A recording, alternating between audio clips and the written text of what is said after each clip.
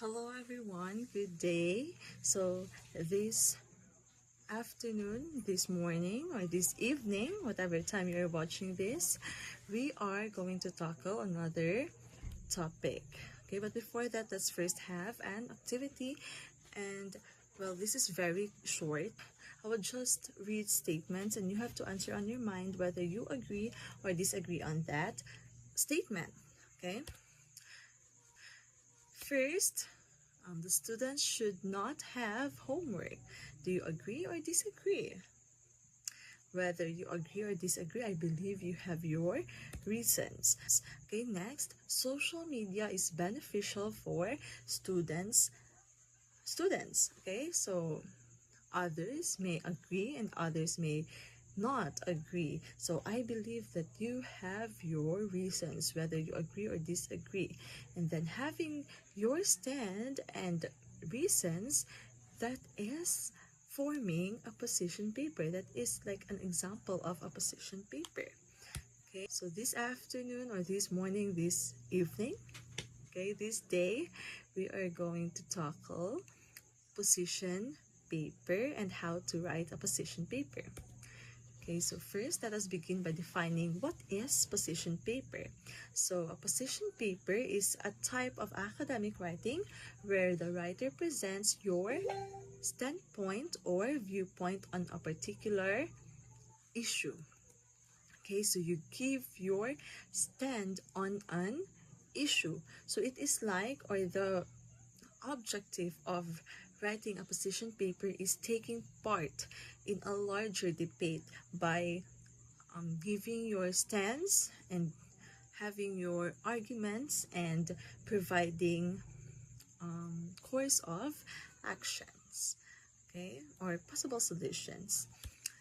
So of course we have a structure to follow. So that now we are going to discuss the structure of a position paper.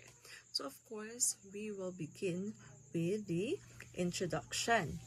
Okay, so these are the things that should be placed on your introduction. First, it should have a lead that grabs the attention of the reader. So when we say lead, it is an opening statement. So your lead should be interesting. It should grab the attention of the readers and introduce your topic. And then next, define the issue and provide a thorough background. So you now give the issue and the background of that issue. And then next, you provide your position through a thesis statement. I believe you already know how to write your thesis statement, right? So you provide your stand on that issue through a thesis statement. So those are the things that should be included in your introduction. Now let's move to your body. Okay, so the body of your position paper. So in your body, it should state your main argument, your reason, okay, why you stand that viewpoint. And then you have to provide sufficient evidence, such as testimonies, statistics, what else? Interviews from the experts. Okay, so those are different types of evidence, and I believe you have a lot of examples on your mind. Next is you also need to provide counter arguments. Now, providing these counter arguments will help you make your paper stronger because you provide your counter arguments, and then you will also defend why amidst all those oppositions your standpoint is still better. Okay, so that is the body of your position paper. Those are the things that should be included in the body. And then next is your conclusion. So this is the last structure. Okay, so here are the things that should be included in your conclusion. First, you have to restate your position in that issue and then your main arguments. And then next, you have to write or suggest a course of action. What should be done Okay, possible solutions. And then next, you need to explain why your position is better than the other, okay, than the opposing positions, the opposing viewpoints, okay. And then lastly, you need to end with a powerful closing statement. So examples of powerful closing statements are quotations, okay, questions that will trigger your um, your audience to, or readers to think, okay, they will think about your position, okay. So that is a very good closing statement. Okay, so those are your structure in writing a position paper, and those are the things that should be included in each structure. Now let us move to choosing an issue. So we have a guideline in choosing an issue. Okay, so we have 4. The first one is the issue should be debatable. Of course, you cannot give your arguments if the issue is not debatable, right? So that is the first thing that you have to consider. Next is the issue should be current and relevant. Of course, what is happening, right? It should be timely so that the readers will be interested. Okay. Next is the issue should be written in question form and should be answerable by yes or no. So, for example, should mobile phones be allowed in schools? Yes or no? So, okay, it is very understandable. It should be written in question form that should be answerable by yes or no. And then lastly, the fourth one, we have the issue should be specific and manageable.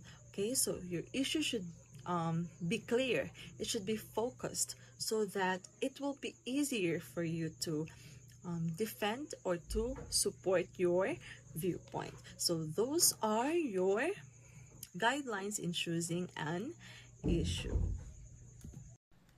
Okay, hello everyone. Now, as a continuation of Mom Lyle's discussion, let us now talk about the guidelines in writing an effective position paper. So, first one, we have to research the issue thoroughly.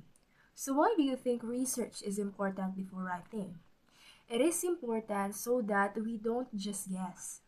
Additionally, research gives us facts to support our stand, making our information solid.